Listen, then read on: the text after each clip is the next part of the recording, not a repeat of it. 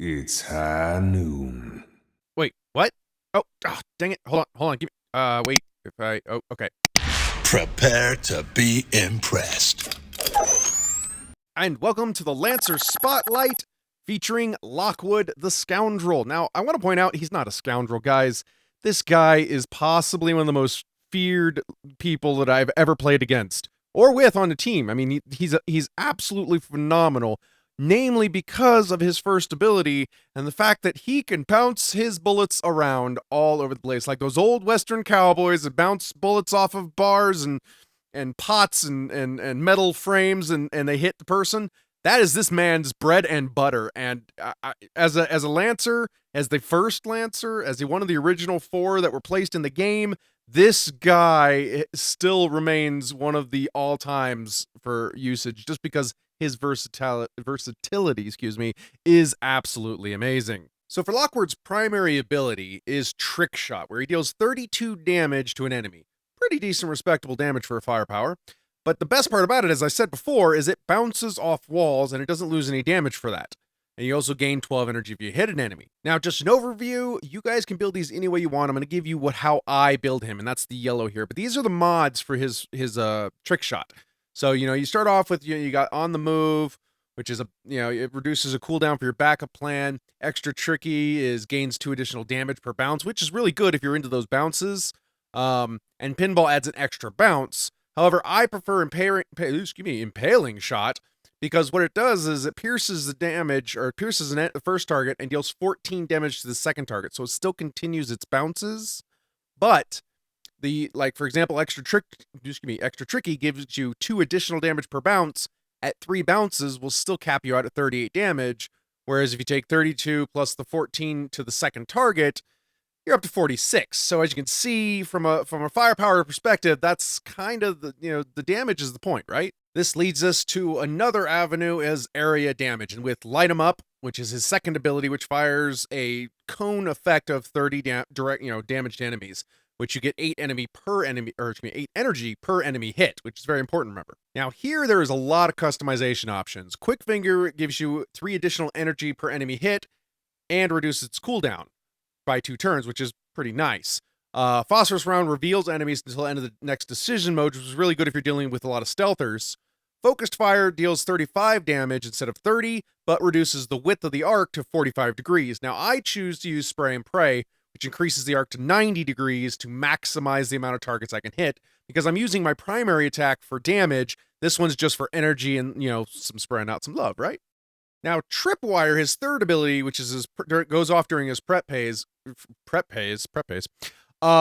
is an amazingly fun talent you can use in conjunction with either A, setting up traps for them to run into, or B, setting up traps with allies. So it tosses a trap onto the ground, and enemies that move through it take 35 indirect damage. The trap lasts for 2 turns. So working with your team on this is really crucial to maximize its output. Again, these mods really are tailored to how you want to play your playstyle.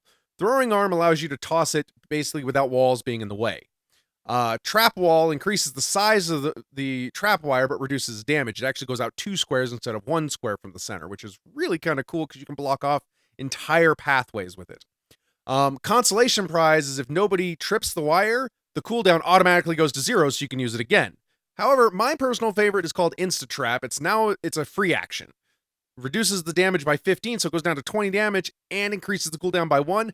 However, you can do it in conjunction with your other abilities because it is a free action. Like many of the firepower Lancers, they all have a dash. Or not all of them, but most of them have dash. And his is Backup Plan, which he dashes to a target position.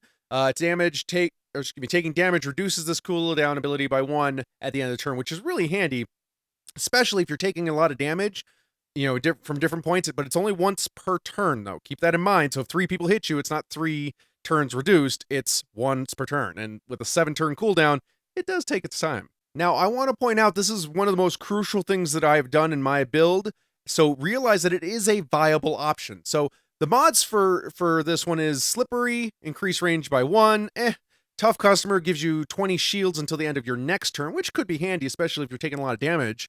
Souvenir leaves a tripwire at your starting location that deals 20 damage. Not bad. And Kinetic Dash, which gains 1 energy for each square move. Now, I have chosen to do no mods on this ability to free up my mod queue of total of 10 points, because when I use my dash, I'm using it more of just to get the heck out of the way and not as a strategic move. Now, some people use these as very strategic plays, so these other mods might help you with your game style. I chose to give more points for the other ones so that I could, by reducing any mods from this ability. And lastly, the ultimate ability, Lockwood's bread and butter, baby, is run and gun, which is yet another dash, which makes this guy super mobile. Remember that. He's got a catalyst dash, his 4 ability is a dash, and his ultimate is a dash. So this one, dash to target position, deals 45 direct damage to enemies along the way. Awesome. And if it wasn't already awesome enough, you've got the mods for it.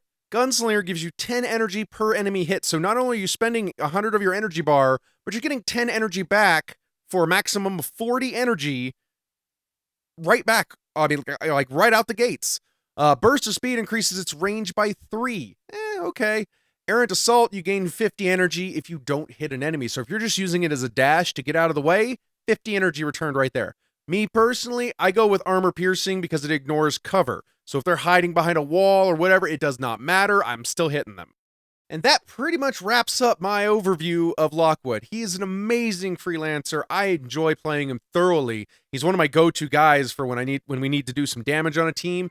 And again, all these ideas and all these things that I'm choosing are how I fit, or how it fits my playstyle. If your playstyle is different, let me know in the comments. Guys, if you want to see more of these videos, let me know in the comments. Click the like button. And more importantly, guys, let me know which ones you'd like to see next. All right, you have a great one. I'll see you in the game. Bye!